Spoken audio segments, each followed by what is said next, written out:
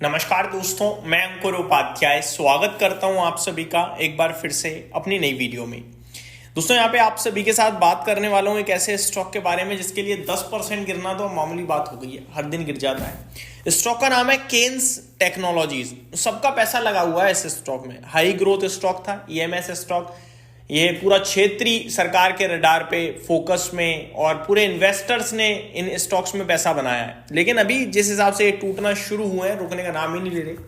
3800 रुपए का भाव आ गया है और लास्ट 2 सेशंस में जो वॉल्यूम्स इस स्टॉक में ट्रेड हुए हैं ना, वो वॉल्यूम्स आपको पूरे लाइफ में इस स्टॉक में नहीं देखने को मिले। मैं एग्जांपल देता हूं। आज के सेशन में अभी बाजार बंद होने में पूरा 1 घंटा पड़ा है दोस्तों। 2:28 का समय हो रहा है। ये वीडियो मैं आपके साथ पोस्ट मार्केट शेयर करूंगा शायद, लेकिन अभी समय 2:28 हो रहे हैं।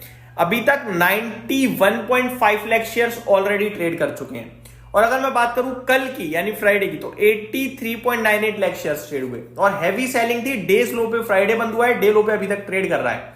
ये स्टॉक तैयार है आपके लिए अपने जो लो इसने फरवरी 2025 में लगाए थे उनको टेस्ट करने के लिए। इनफैक्ट कर लिया है। उस समय का लो करीब करीब मुझे दिख पा रहा है 3900 के समथिंग का था और अभी ये 3868 पे ट्रेड कर रहा है, 3850 पे ट्रेड कर रहा है। इनफैक्ट 11.5% नीचे है। अब ये शेयर क्यों गिरा है इसके बारे में तो मैंने आप सभी के साथ 6000 रुपए पे जानकारी दे दी थी। मैं दोबारा रिपीट करता हूं। दोबारा रिपीट करने के पीछे रीजन है, आज मॉर्निंग में भी कंपनी ने ना एक कॉल रखी जहां पे चीजें क्लियर करी। बाजार का कॉन्फिडेंस आके ही नहीं दे रहा है। थोड़ा तो ये वैसे नीचे, और आज का जो सेंटीमेंट है ना बाजार का, उसने भी पीटा है मुझे तो लग रहा है। और इतनी गिरावट के बावजूद भी आपको पता है ये स्टॉक कितने के पीई पे ट्रेड कर रहा है? मोर देन 100 के पीई पे ट्रेड कर रहा है अभी भी। और बस यही चीज है जो शायद बाजार को नहीं समझ में आ रही है, नहीं पसंद आ रही है।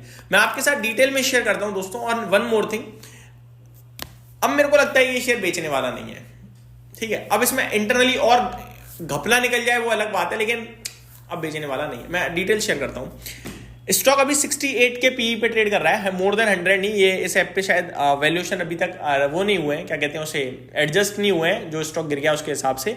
तो अभी 70 के पीई पे ठीक लग रहा है। मैं बताता हूं हुआ क्या है। अब हुआ ये था कि कोटक ने एक रिपोर्ट निकाल दी भाई साहब। उस रिपोर्ट में कोटक ने कुछ ज्यादा स्टडी कर ली और कोटक ने कहा यार ये तो झूठ झूठ बोल देते हैं। इनकी जो सब्सिडरीज कंपनी है पहले तो उनके बारे में गलत जानकारी है, प्लस ये जो एक्विजिशन कर रहे हैं वो बताते कुछ है कि इतने फायदा होगा इससे, इतना पैसा है इस पे, इतनी की गुडविल है, और बैलेंस शीट में तो नेगेटिव दिख जाता है। तो इनकंसिस्टेंसीज हैं कंपनी की बातों में। कंपनी क्लियरिटी देती नहीं है, झूठ बोल रही है, और यही सारी चीज बाजार को पसंद नहीं आई।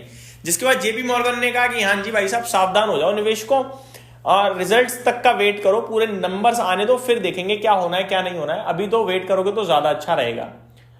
तो मेरे को लगता है ये नेगेटिव न्यूज आई, जिसके बाद ये स्टॉक रुकने का था नाम नहीं लेता है, लगातार गिरता रहा। फिर कंपनी ने कहा हाँ हमसे कुछ डिस्क्लोजर्स रह गए, बाजार का कॉन्फिडेंस नहीं आया, पर फिर भी गिरता रहा।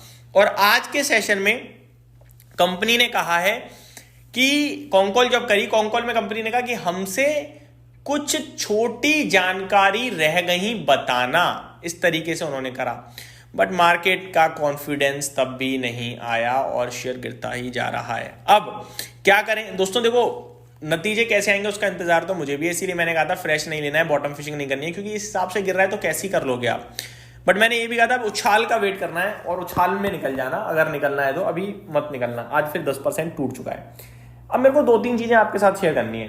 कंपनी का जो ग्रोथ पर्पस है वो अभी भी कहीं से कहीं तक डिफेक्ट नहीं हो रहा, क्योंकि ये जो सब्सिडीज वाला मामला है, छोटी कंपनी है, इनकी सब्सिडी जो है ज्यादा बड़ा इंपैक्ट नहीं डालती है इनके रेवेन्यू वगैरह में।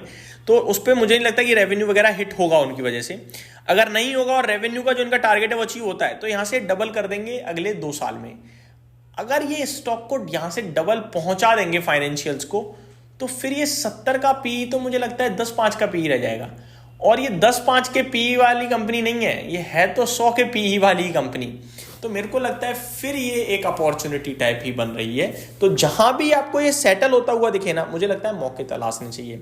फॉर एग्जांपल 25,800 करोड़ के मार्केट कैप पे कंपनी करंटली ट्रेड कर रही है गिरने के बाद, 25,800 करोड़ के मार्केट कैप पे। मैं अगर फाइनेंशियल्स की बात करूं तो कंपनी ने रीसेंट क्वार्टर की बात करता हूं, 900 करोड़ की सेल करी थी, 121 करोड़ का मुनाफा करा था। पूरे वित्तीय वर्ष में बीते 12 महीने में देखें तो 3200 करोड़ की सेल है, 380 करोड़ का मुनाफा है और कंपनी का मुनाफा करीब 2 साल में डबल होता है। फॉर एग्जांपल FY24 में 183 करोड़ का था, आज 360 है। FY22 में 42 करोड़ था। तो इस हिसाब से मेरे को लगता है अगर ये यहाँ से अगले 2 साल में जैसे 8000 करोड़ 9000 करोड़ के रेवेन्यू की बात कर रहे हैं, मुनाफा भी मैं सोच लूँ डबल हो जाएगा, रेवेन्यू 3 गुना हो रहा है तो, और यहाँ से मुनाफा 800 करोड़ हो गया, यानी 57 रुपए का भी अर्निंग पर शेयर है, डबल करूंगा तो 114 रुपए का हो गया। 114 रुपए का अर्निंग पर शेयर हो जाएगा तो 50 के पीई पे थोड़ी ट्रेड करेगी इतने हैवी ग्रोथ वाली कंपनी। 50 के पीई पे ट्रेड करेगी तो भी 5500 होता है, लेकिन इन सब में अर्निंग्स का इफेक्ट बहुत होगा, अर्निंग्स नहीं घटनी चाहिए। तो हम Q3 देखेंगे, अगर अर्निंग्स पे कोई फर्क नहीं पड़ता है तो फिर मुझे लगता है मूव आएगा, अदरवाइज ये स्टॉक डैमेज हो सकता है। तो ये मेरी तरफ से आपके लिए डिटेल्स थी, उम्मीद करता हूँ वीडियो पसंद आई होगी। Thank you so much for watching this video, have a great day guys.